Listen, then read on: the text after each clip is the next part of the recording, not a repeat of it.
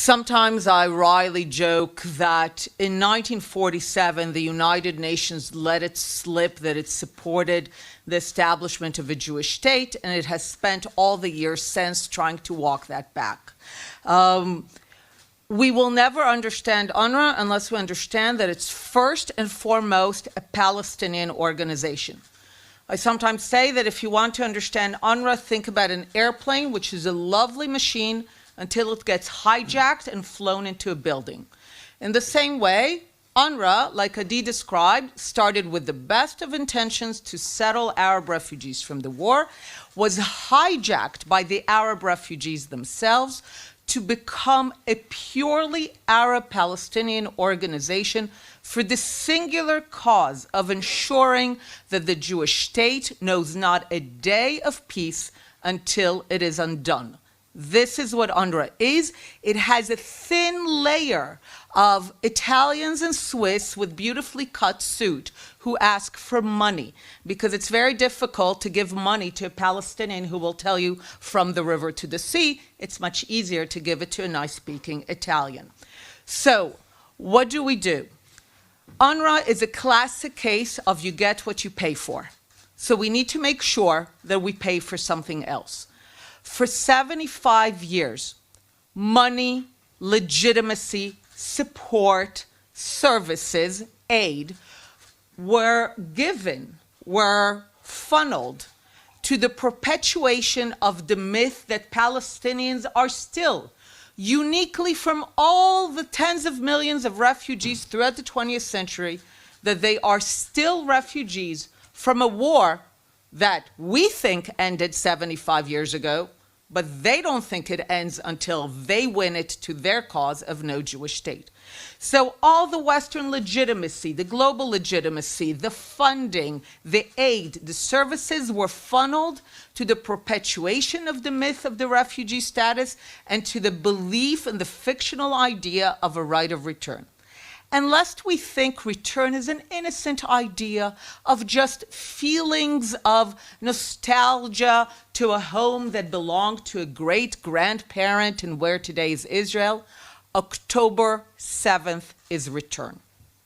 October 7th is the realization of the Palestinian vision of return.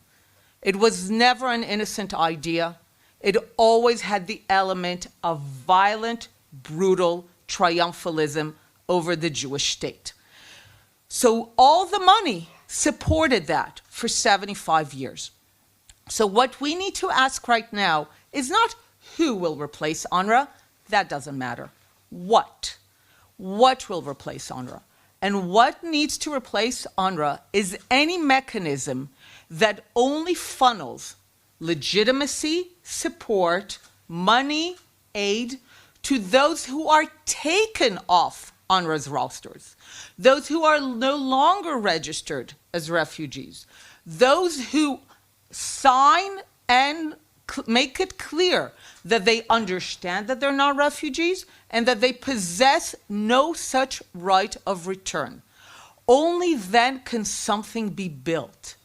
Adi and I are on the record now with books and essays and lectures and meetings telling donor countries for years, don't give a single dollar, don't give a bag of cement to UNRWA anywhere, and certainly in Gaza, as long as the people of Gaza, 75% of whom are still registered by UNRWA as refugees from Palestine, don't give them anything as long as their dominant ideology is not to think of Gaza as the home which they wish to make into the pearl of the Mediterranean, the Dubai of the Levant.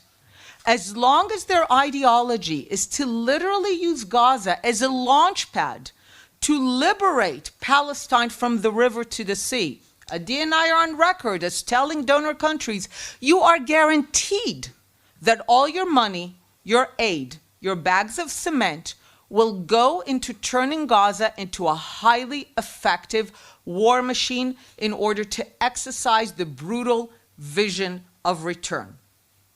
So this is what we need to say. Doesn't matter who replaces UNRWA. What? Reverse the equation. legitimacy, money, aid, services will flow only to individuals who have been stricken off UNRWA's rosters, if it still exists, and who themselves testify that they understand that they're not refugees, that they do not possess a right of return, and they have no intention of liberating Palestine from the river to the sea. And I want to end with one thought.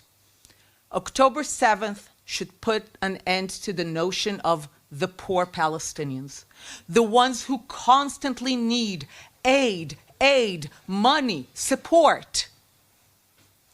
The Palestinians are a highly capable people. October 7th required years of planning, massive investment in infrastructure, strategy, discipline, vision, a perverse vision, but vision. The Palestinians are not an incapable people. They are a people with terrible priorities. For a century, they decided to devote all their substantial capabilities not to building something for themselves, but in order to destroy the Jewish state. And as long as this is their ideology, anyone who gives them any kind of funding, aid, and legitimacy is guaranteed that this will be funneled to the destruction of the Jewish state and to continued war.